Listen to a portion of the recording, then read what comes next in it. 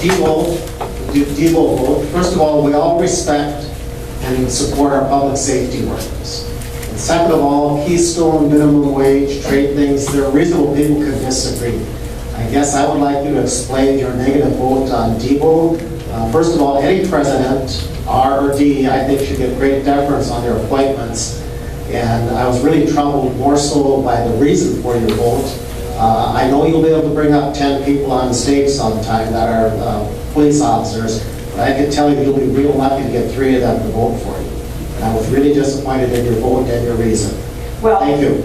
Yeah, CT, I would tell you honestly, I don't think that's very fair of police officers. I have a long relationship with law enforcement in North Dakota. I served as Attorney General. I went to 2 funerals of officers who were killed in the line of duty. I stood with them as they did their job. One killed by somebody on a routine drunk driving arrest. Trusted this man, knew the man, put him in the back seat, the man killed him. And then it was somebody coming into a situation in Watford City where he was killed, protecting the public. So I've stood with those same officers in exactly that situation. And I've seen what it does to their families, and I've seen what it does to the families of all the officers who know that when that officer could be the most routine law enforcement job in the world, which was true in this situation in Philadelphia.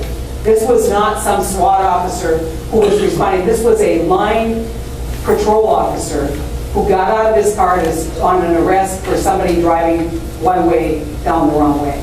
And he was summarily executed by Jamal.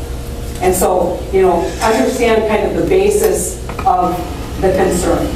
Now, I'm not saying anyone is defending that behavior or that the president is condoning that behavior. But what has happened over the years with that case has led to a lot of hard feelings, not only in the state of Philadelphia, or the city of Philadelphia and the state of Pennsylvania, but all across law enforcement. Because it's become the symbolic case that law enforcement is not to be trusted.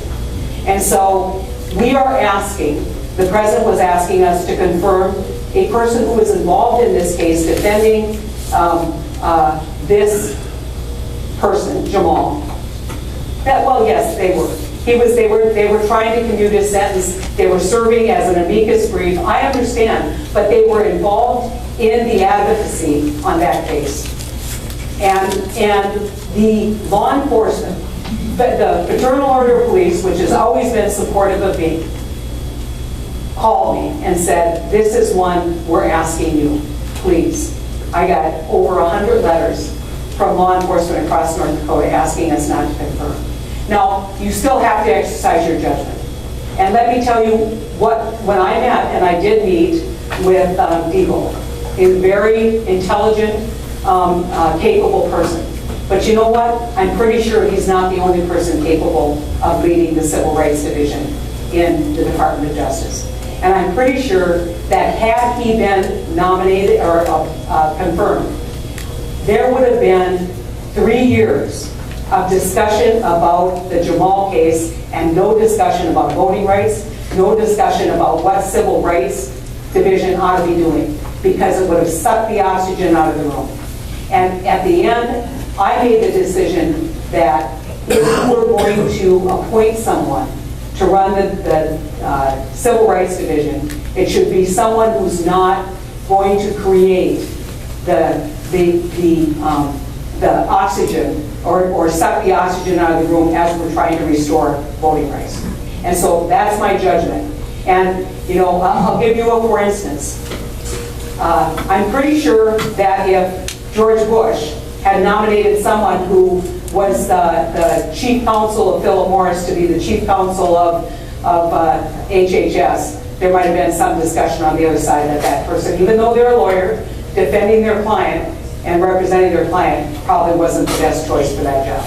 And so that's the judgment I made, and I've disappointed a lot of friends, but I stand by that decision because in the end, it's not just about all the raw emotion, but that raw emotion led to my conclusion that we would not get the attention to civil rights issues that we needed because of the appointment. So.